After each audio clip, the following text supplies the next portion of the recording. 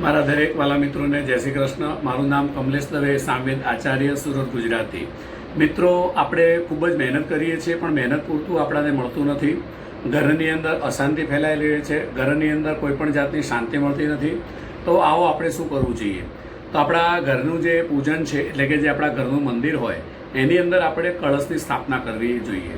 એટલે કે મહારાજને બોલાવીને, અથવા તો આપણે 11ના દિવસે, પૂનમના દિવસે, અથવા તો શુક્રવારના દિવસે, અથવા તો ગુરુવારના દિવસે, આ દિવસે આપણે કળશની સ્થાપના એ રીતે કરવાની છે કે જો ચાંદીનું કળશ હોય તો ચાંદીનો, અથવા તો તાંબાનો કળશ લેવાનો છે.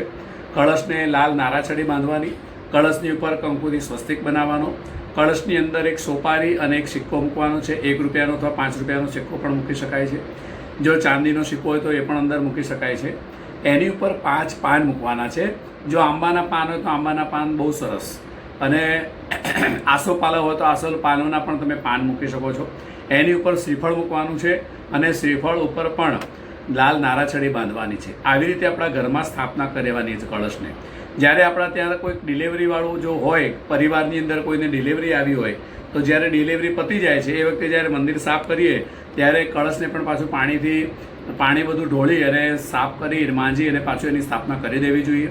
અથવા વડીલ કોઈ બુઝુર્ગ કોઈ આપણા ઘરની અંદર હોય તો એ ગુજરી ગયા હોય તો એમના પણ સૂતક પછી આપણે કળશને ચેન્જ કરવાનો, એટલે કે કળશને સાફ કરવાનો છે.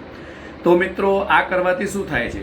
તો આપણા ઘરની અંદર સુખ સમૃદ્ધિ વધે છે, ઘરની અંદર આપણાને લક્ષ્મીનો સારી વાસ થાય છે. અને આ બધી જ વસ્તુઓને મેઇન કારણ પણ એવું છે કે જ્યારે વાસ્તુદોષ આપણા ઘરની અંદર હોય છે તો એ વાસ્તુદોષ પણ દૂર થઈ જાય છે, અને ઘરની અંદર જે નેગેટિવિટી હોય છે તે બધી દૂર થઈ જાય છે. કારણ કે કળશની ઉપર શ્રીફળ મૂકીએ છીએ. શ્રીફળ એ લક્ષ્મીનો વાસ છે. કળશની અંદર, એટલે કે કળશના નીચેના ભાગમાં, કળશના વચ્ચેના ભાગમાં અને કળશના ઉપરના ભાગમાં બ્રહ્મા, વિષ્ણુ અને મહેશનો વાસ હોય છે.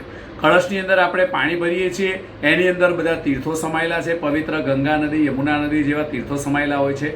તો આ બધા દેવી દેવતાઓનો આપણા ઘરની અંદર હંમેશા માટે વાસ હોય છે.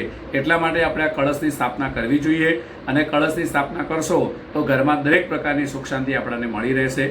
જો મિત્રો વિડીયો સારો લાગે તો સબસ્ક્રાઈબ કરજો, શેર કરજો, કોમેન્ટ કરજો, અને લાઈક કરજો, અને ઇન્સ્ટા પર પણ ફોલો કરવાનું ભૂલતા નહીં. જય શ્રી કૃષ્ણ.